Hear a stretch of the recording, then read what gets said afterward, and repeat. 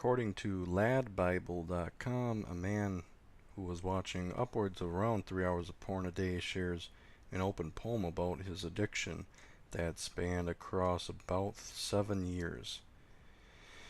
So the 22-year-old wedding photographer started watching porn when he was 11 because he felt stupid for not understanding some of the terms used by his mates, but what started out as a harmless bit of research soon got totally out of hand.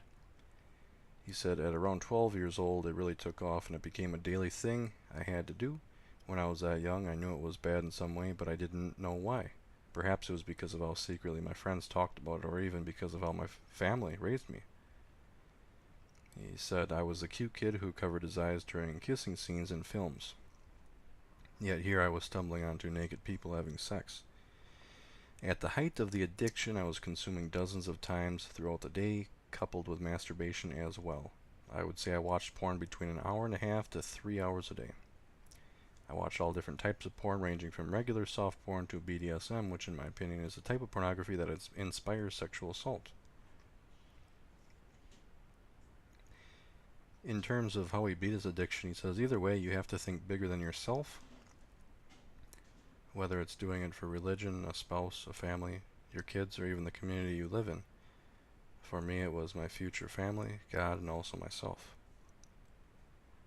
The poem is about how pornography ruined his first relationship, and he hopes it will discourage people from watching it. He says porn isn't something that you can justify having in your life. It affects relationships, and the industry is messed up. It's a pointless pastime, and it endangers an environment that says sexual assault is okay, and men and women are merely objects used for physical satisfaction. So it's great when people overcome their addiction and they try to pass on their learning experience to other people. So then, like he literally says, and he hopes he can discourage people from watching it. I have the same reasoning as to why I do my YouTube channel and defeatporn.com.